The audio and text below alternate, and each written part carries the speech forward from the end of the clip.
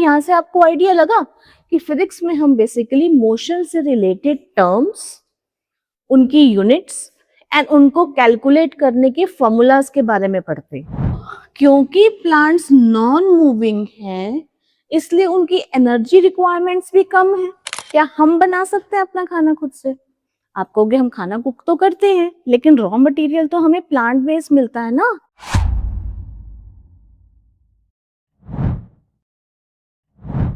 Hello students, पिछले lecture में हमने जर्नल साइंसेस के बारे में डिस्कस किया था और जर्नल केमिस्ट्री के बारे में डिस्कस कर रहे थे, जिसमें हमने देखा था व्हाट इज मैटर, कितने टाइप का होता है, एलिमेंट्स क्या होते हैं, कंपाउंड्स क्या होते हैं। तो नेक्स्ट स्टेप जो हमारा है दैट इज कि हमें कुछ एलिमेंट्स याद करने होंगे। तो अभी मैं आपको एक लिस्ट ऑफ एलिमेंट्स बता रही हूँ, ठीक है, हमें उनको याद करना है। हमारा मोटिव होगा बेटा काफी सारे एलिमेंट्स हम इसी क्लास में लर्न कर लें। तो शुरू करते हैं फिर। तो बेटा ये लिस्ट ऑफ एलिमेंट्स है, आज के लेक्चर में हम 1 to 10 याद करेंगे। तो इनको हमें सीक्वेंस में याद करना होगा। सबसे पहले ये क्या दिया हुआ है, एटॉमिक नंबर। एटॉमिक नंबर क्या होता है, हर एक एलिमेंट को हमें एक यूनिक नंबर प्रोवाइड करना होता है, ठीक है। तो हमने एक पूरा टेबल बनाया हुआ है और उसमें उसी नंबर के अकॉर्डिंग इनको अरेंज किया हुआ है। हायर क्लासेस में हम पीरियोडिक टेबल के बारे में पढ़ेंगे। पीरियोडिक टेबल एक ऐसा टेबल है जिसमें हमने अभी तक के जितने फाउंड एलिमेंट्स हैं उनको अरेंज किया है। तो first 10 elements are, number 1 hydrogen, this is atomic number, this is the name of the element and this is the symbol. अब ये symbol क्या होता है? For example, H is written here, तो H means one atom of hydrogen, ठीक है। तो एक सिंबल उसके एक एटम को रिप्रेजेंट करता है, ठीक है। तो H means hydrogen, atomic number 1, atomic number 2 helium, He, atomic number 3 lithium, Li, atomic number 4 beryllium, Be, atomic number 5 boron, B, 6 carbon, C, 7 nitrogen, N, 8 oxygen, O, 9 fluorine, F, and 10th is neon, Ne. तो हमें क्या करना है, इन elements को याद करना है।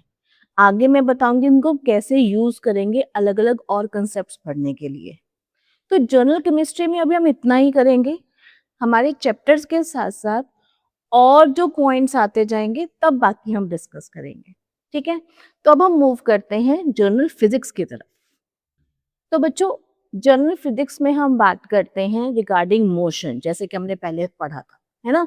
तो इसमें हम देखेंगे whether the object is in motion, और जब एक ऑब्जेक्ट मूव करेगी तो वो कोई ना कोई डिस्टेंस कवर करेगी। तो डिस्टेंस, इसको हम मेजर किस में करेंगे, मीटर्स में, राइट। तो हम यहाँ पे different terms, their units, their formulas, इसके बारे में स्टडी करते हैं, ठीक है। तो डिस्टेंस ट्रेवल होगा तो कुछ टाइम भी लगेगा, टाइम को रिप्रेजेंट करेंगे हम सेकेंड्स में। अब डिस्टेंस ट्रेवल हुआ है कुछ टाइम के अंदर, तो उस ऑब्जेक्ट की क्या बन जाएगी, स्पीड बन जाएगी, राइट। तो नेक्स्ट टर्म आती है स्पीड, जो मीटर पर सेकेंड होगी। तो यहाँ से आपको आइडिया लगा कि फिजिक्स में हम बेसिकली मोशन से रिलेटेड टर्म्स, उनकी यूनिट्स एंड उनको कैलकुलेट करने के फॉर्मूलाज के बारे में पढ़ते हैं, राइट।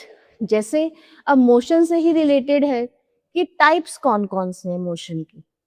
टाइप्स में आ जाता है पहले रेक्टिलिनियर। रेक्टिलिनियर मोशन मतलब जो ऑब्जेक्ट बिल्कुल सीधा स्ट्रेट लाइन में चल रहा है उसको रेक्टिलिनियर बोलेंगे। देन आता है सर्कुलर। अब सर्कुलर मोशन मतलब ये दो टाइप का होता है, या तो वो रोटेट करेगा या वो रिवॉल्व करेगा। जैसे अर्थ करती है ना, रोटेट भी और रिवॉल्व भी, उसके बारे में स्टडी होगी, ठीक है। या फिर ऑसिलेटरी मोशन। ऑसिलेटरी जैसे आप स्विंग्स लेते हो, to and fro motion, right. ऐसे ही periodic motion, non periodic motion, light कैसे ट्रेवल करती है, शेडो कैसे बनती है, साउंड कैसे ट्रेवल करती है। तो ये सारे कंसेप्ट्स हम कहाँ पढ़ते हैं? जर्नल फिजिक्स में पढ़ते हैं। ठीक है, तो जैसे जैसे चैप्टर्स आएंगे हम इनके बारे में स्टडी करेंगे। ओके, नेक्स्ट हम बात करते हैं जर्नल बायोलॉजी के बारे में। अब बेटा जर्नल बायोलॉजी में बेसिकली हम लिविंग ऑर्गेनिजम्स के बारे में पढ़ रहे हैं। तो जैसे कि हम जानते हैं दो मेन कैटेगरीज हैं लिविंग ऑर्गेनिजम्स की, प्लांट्स एंड एनिमल्स, राइट। और यहीं से रिलेटेड हमारा फर्स्ट चैप्टर ऑफ बायोलॉजी भी आने वाला है। तो बेसिकली हम ये दो टाइप के ऑर्गेनिजम्स में डिफरेंशिएट कैसे कर सकते हैं, ये दोनों टाइप के ऑर्गेनिज्म एक दूसरे से अलग कैसे हैं। ठीक है, तो थोड़ा उसके बारे में पढ़ते हैं। प्लांट्स, प्लांट्स बेटा नॉट मूविंग होते हैं। क्या वो मूव करते हैं? नहीं, दे आर हैविंग रूट्स, और वो सॉइल के अंदर उनको फर्मली होल्ड करके रखते हैं। वो तो एक ही जगह पे रहते हैं, है ना। जबकि एनिमल्स क्या हैं?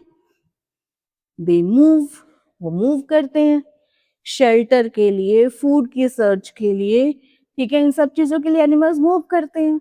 हम भी कितने कामों के लिए, हमको एक जगह थोड़ा ना बैठे रहते हैं, है ना। हर काम के लिए हमें मूव करना पड़ता है। तो क्योंकि प्लांट्स नॉन मूविंग हैं, इसलिए उनकी एनर्जी रिक्वायरमेंट्स भी कम है ना। जब उनको मूव नहीं करना, एक ही जगह रह के सारे काम करने हैं, तो उनको एनर्जी कम रिक्वायर्ड है। तो इनकी एनर्जी रिक्वायरमेंट क्या हो जाती है?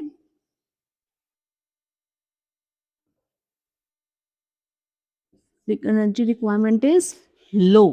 बट क्योंकि एनिमल्स मूविंग हैं, इनको हर काम के लिए मूव करना पड़ता है, इनको बहुत सारे ऐसे प्रोसेसेस करने होते हैं जिसमें हाई एनर्जी रिक्वायर्ड होती है, तो इसलिए इनको इनकी एनर्जी रिक्वायरमेंट कैसी है?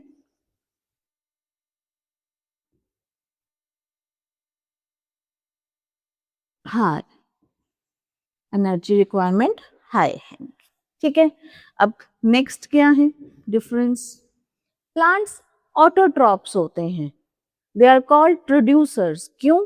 क्योंकि वो अपना खाना खुद से बना सकते हैं, they can make their own food,